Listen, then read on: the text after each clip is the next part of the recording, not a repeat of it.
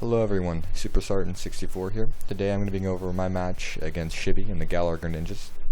This is post-commentary because I tried to do pre-commentary or live commentary and it kind of failed. Mic didn't connect to my new capture card, so hopefully next time it will be live commentary, but for now this is what we got. Right now I'm going to be going over what I brought and why I brought it.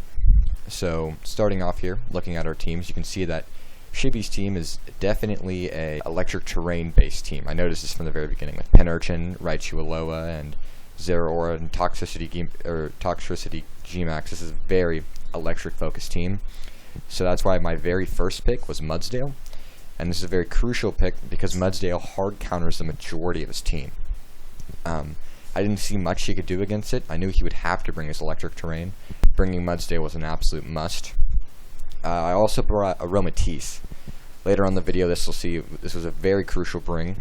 Aromatisse was originally brought because nothing on his team could really counter Aromatisse, besides mainly the Toxtricity, which I thought, or my original thought was he wasn't going to bring it, and we'll see if that was true or not later in the video. But I really think he was not going to bring Toxtricity because Mudsdale is such a threat that Toxtricity won't really be able to do anything. I get a free switch in with Toxtricity, and not only that, the Corviknight also mostly walls the Toxtricity. So I knew for sure he was going to bring the Zeraora, and I had a feeling he would bring the Penurchin. I also for sure thought he would be bringing the Celebi, as the Celebi was a pretty good counter to Mudsdale, also as a counter for a fine majority of my team. So because of the Celebi being brought, I chose Galvantula over the Morpeko. Galvantula was brought in primary to counter the Gyarados. The Gyarados is his main counter to Mudsdale. So bringing Galvantula was my main way to deal with the Gyarados and also to deal with the Celebi, as I could guarantee one-shot both of them. I actually bring a Unnerve Galvantula instead of the usual Compound Eyes. I run Thunderbolt instead of Thunder. This was because if he was running a Wakan Berry on his Gyarados and we were opposite genders, he's unable to eat that berry, and I guarantee the one-shot. I also bring Mimikyu, as Mimikyu is just a natural threat all around. I can bring it in against almost anything and be safe. Mimikyu kind of goes unnoticed. Yet again, the main counter of Mimikyu is that Toxtricity, in which I have a high feeling he will not bring. Another one I brought was Corviknight. Obviously not the best bring against a electric type focused team, as Corviknight's 2 times weak to it. The main reason I did this was because I needed an Earthquake switch in for his Gyarados. Because if I bring Galvantula out and I can't one-shot that Gyarados and he clicks the Earthquake, I have no other Pokemon to switch into that Earthquake. Even the Mudsdale doesn't want to take an Earthquake from a Gyarados. So that's why I have the Corviknight. The Corviknight also fully walls the Gyarados. It's a free switch in. Fully walls the Golisopod. Fully walls the Celebi. I also end up bringing Wobbuffet. Kind of a weird bring. I kind of noticed that nothing on his team, including the Zeraora, actually had the one-shot, or the power to one-shot the Wobbuffet, besides maybe the Thievul. So knowing this, I kind of brought the Wobbuffet. Had a feeling that if things go wrong, it could be kind of a clutch backup plan. I kind of bring in the Wobbuffet as a revenge, and he has to kind of hit the Wobbuffet. And if you don't really know how bulky Wobbuffet is, and he hit Wobbuffet with the Zeraora, Zeraora just dies. You can see my full team here. Here is my exact team. If you're curious exactly what I ran and the exact EVs and everything, actually I have the Wobbuffet's thing wrong. I gave Wobbuffet a Citrus, and I gave Aromatisse the Expert Belt. I mainly gave Aromatisse the Expert Belt for the T-Bolt. That was just a backup for Gyarados, just in case my Galvantula died. Galvantula Sash, because I was potentially thinking about leading it. I wanted to be able to take a hit, or just in case if the Gyarados had some cheeky Scarf or something, some shenanigans, I could guarantee the kill on it. Besides that, nothing really too fancy. Actually running the X-Scissor on my Mimikyu, just as another way to deal with that Celebi. So, I'll see you in a second. Okay. Here we go.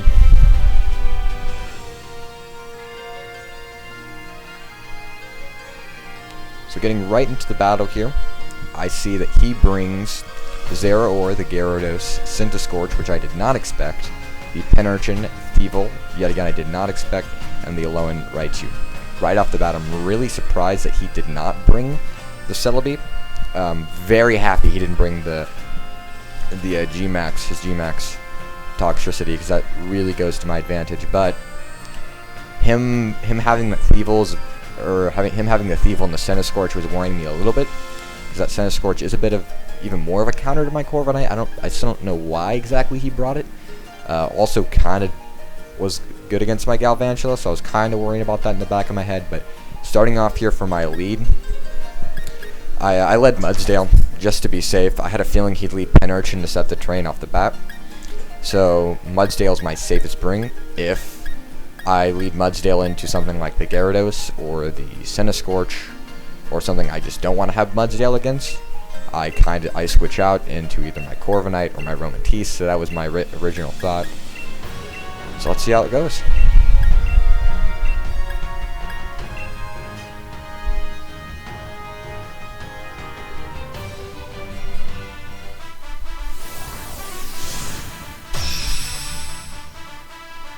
So I was correct with my guess on when he was going to lead out, and he did lead the Penurchin. And this is very good for me, because I'm in the position I want, and I can Earthquake right here and kill this Penurchin, but almost guaranteed he switches out to his Gyarados, expecting the Earthquake. So I just click Rock Slide, and even if he stays in with the Penurchin, I still get good damage on him. And if he switches out into the Gyarados, I get even more damage.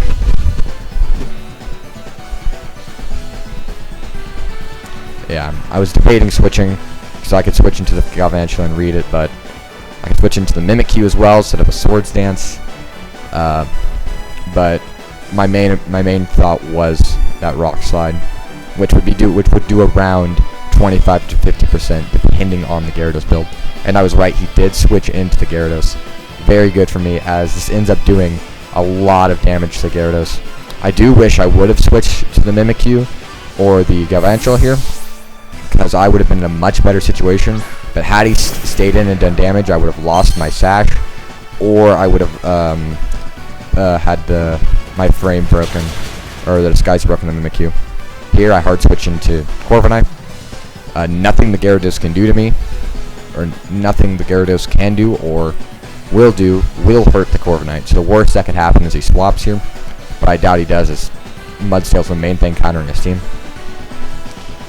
And I am right, as he goes right for the Power Whip, and Corviknight just eats this for breakfast. This thing's just a monster that's 4 times resisted.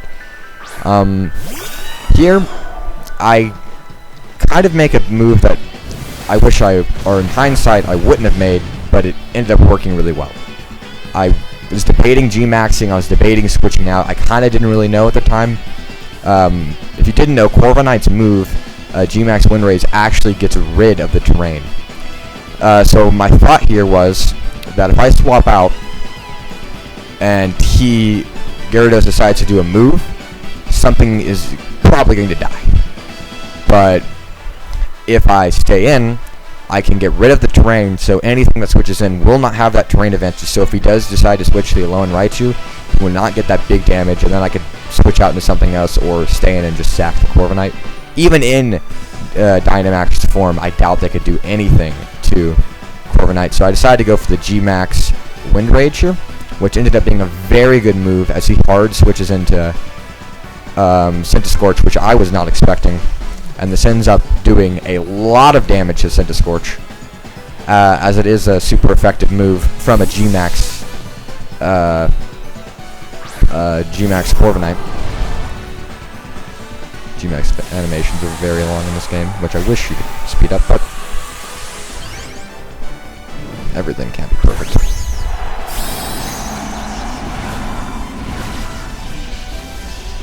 G-Max move does end up killing Centiskorch, which is really good. Really good for me, because that means one of Corviknight's threats is gone, and one of Galvantula's threats is gone. So now he gets to bring in whatever he wants. And of course the electric terrain is gone, and I don't think I think he realizes this, but I think that he thought that the electric terrain kind of went away, I don't think he realized that it was my G-Max move that got rid of it. Because here again, I just go for the same move to get rid of that terrain again.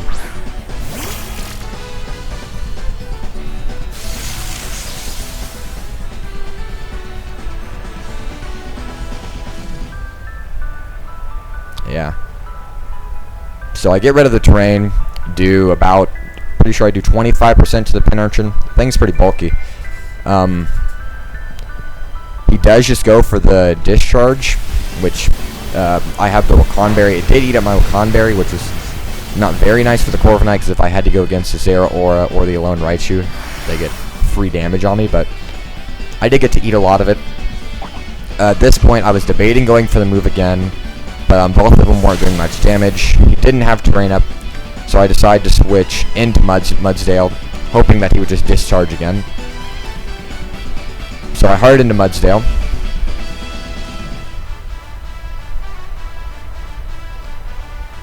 And he does not switch, surprisingly. Or, not surprisingly, he gets free damage off on the Corviknight, which helps his thing out a lot. Oh, I forget, no, he does switch. Yeah, he switches into the Feeble. Pro commentary here. Tell it's my first time, but he switches into the Feeble. And here I didn't really know what Thievul could do to Mudsdale, but I was really kind of afraid, because if this Thievul had something to deal with the Mudsdale, that's definitely not good, and I don't want to lose my Mudsdale, because that would put me in a very bad situation. So I just hard swapped into Aromatisse. I know for sure that this Thievul can't do anything to my Aromatisse, and he just clicks Dark Pulse, which I could have stayed in on the Mudsdale and been fine, but better be safe than sorry. And Aromatisse just eats this thing for breakfast, and I see no reason not to click Moonblast. Even if he swaps, Moonblast is just free damage on anything on his team. And here, yet again, he switches into that Pin Urchin just to reset that terrain. He clearly is trying to get up terrain here so he could get Zera Aura or Lone Raichu in a situation to sweep. And this Pin Urchin is clearly physically defensive, because this Moonblast does so much damage to it. And I guess seeing this, he didn't want to switch his Pin Urchin out, because doing so could have massive damage done to something else, so he just leaves it in, and Aromatisse gets the kill. Which is a good... Oh, he swaps. Wow. Excellent at this commentary. No, he swaps into Zera Aura, and this ends up doing like 50% to Zera. That's what happens. Having the Air Bloom on the Zora is really smart, so he gets swapped in. Yeah, it does around 40% to the Zera Aura, and I get the special attack drop, which is very good for me. In this situation, I'm very confident. But I don't know what the Zera Aura is running. I never really match against Zera Aura. I don't really play against Mythicals and Legendaries, so I click Protect just to be safe and scout out. And that it's also stalling out the electric terrain a little bit. That way I can feel more safe and confident against something like the Zera Aura or the Alone Raichu later in the match. And he is running the Rising Voltage, which is a very interesting play. I don't know if the Rising Voltage does more damage than a Plasma Fist in the terrain. I guess it does. But here I just decide to click the Moonblast. I did the calc, and Aromatisse didn't take any more than 20%. This is something I could easily just pop Wish and Protect and stall out even more and heal even more. So I end up going with the Moonblast here. I don't know how much he thought it was going to do. I still don't know if the Plasma Fist would have done more if he was running that. But yeah, the Rising Voltage ended up doing around 20%, which is very good for me. I am especially defensive on this Aromatisse, I'm pretty sure. Running a Calm Nature. And the Moonblast doesn't kill, but it puts him in red health. And I know at this point, there's no way he's going to want to keep his Zera Aura in, because this thing's very crucial for him. And if he gets in a situation... Man, I'm terrible at this. He actually clicks Bounce. I don't know why he decided to do Bounce here. But it ends up working really well for me, because I just click Protect and get the free health back. I look through my team here. I could have easily switched into Mudsdale, but the Bounce got a free Earthquake out, but it was just much smarter to take the Protect. He can't do anything to my Aromatisse, and I don't think the bounce would have done anything at all. I don't really know why he ran the bounce. Maybe for the Galvantula. If so, that's a really good play, but here I end up just clicking Moonblast again, I'm pretty sure. Yep.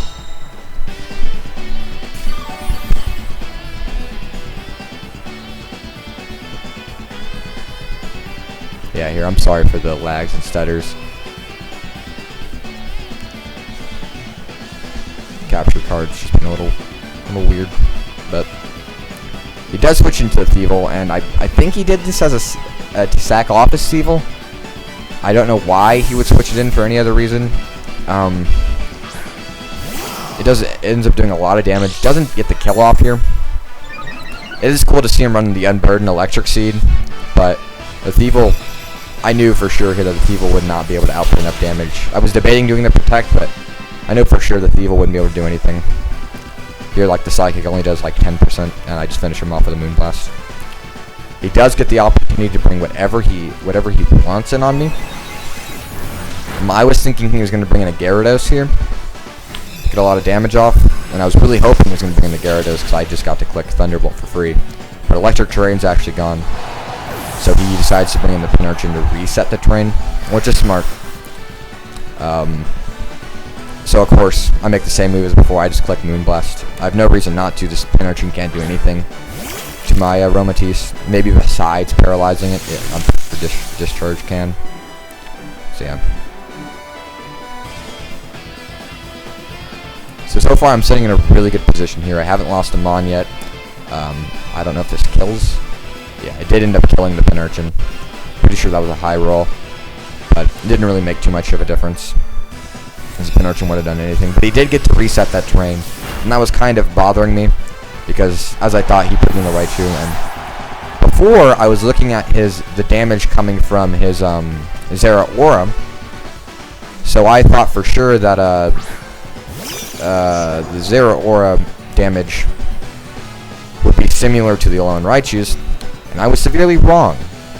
I was debating switching into the Galvantula, but the Alolan Raichu is actually faster. So I protected here just to kind of stall the terrain and see what he had, and he had the Rising Voltage again, so I thought similar to Zeraora, I would take this at like 20-40%. I didn't do the calc, and I should have done the calc, because it actually ends up doing more around 70%. More like 90%, almost killing my Aromatisse. I was very, very surprised. I, at the time, thought that he must have been running Specs or Life Orb. I still don't know what he was running on that. I didn't see the Life Orb damage go off, but it for sure wasn't Specs. I did the calc. Specs would have one-shot me. Raichu is just a monster. This thing does so much damage, and I'm happy that I didn't direct switch into my Galvantula, because that would have ended very poorly for me, and I don't think I would have had a response for this Raichu, because I don't know how much that would have ended up doing, or the Psychic would have ended up doing to my my Mudsdale. It might have done up to 50-60%. I almost do that calc, but I end up just clicking Moonblast and sacking off my Aromatisse here. Which gives me the opportunity to bring in my Galvantula for revenge. I know for sure this thing is faster than my Galvantula, and judging by those numbers, for sure my Galvantula is getting one shot. But I have the Sash, and I don't think that he's ready for the Sash, for sure, because I just click Bug Buzz, which is super effective on the Raichu, and easily will be able to secure the kill. And securing the kill on this Raichu is very important, because this thing honestly could have ran right through my team if I wouldn't have ended it right here. And I'm very thankful that I didn't initially switch to my Galvantula, because for sure he'd be faster. And that Electric Terrain damage is just insane. So yeah, I live on 1 health and managed to get out the kill, or pull up the kill with my Bug Buzz. And oh, he is running the Life Orb. There it is. Now here, I don't really know what he's going to do.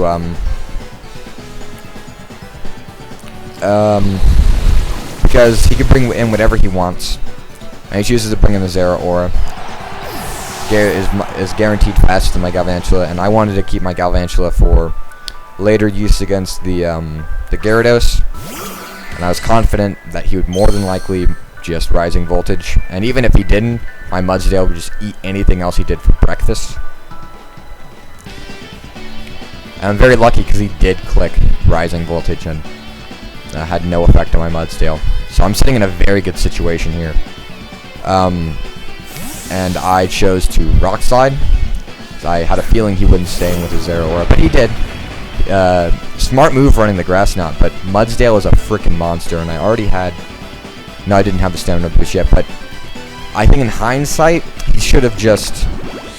I don't know what he should have done here, because if he switched directly into the Gyarados died from Rock Slide. If he stayed in, Zero Aura died, and by doing this, he actually gives me a Stamina Boost, which guarantees that I live anything coming from the Gyarados here, so...